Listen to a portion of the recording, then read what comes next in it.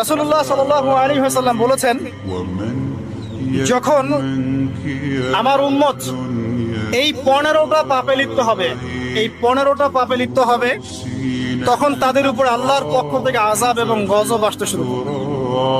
হাদিস আসলে অনেক আছে, কিন্তু সবগুলো বলার সময় থাকবে না, আমি মূল কয়েকটা বলছি, এগুলোর মধ্যে সব পড়ে যাবে ইনশাআল্লাহ।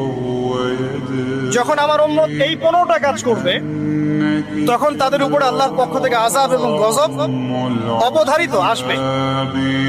এক নাম্বার পাপ যখন এই উম্মতের মানুষ করবে, যখন তারা গনিমতের মালকে ব্যক্তিগত সম্পদ মনে করবে। গনিমতের মাল বোঝেন?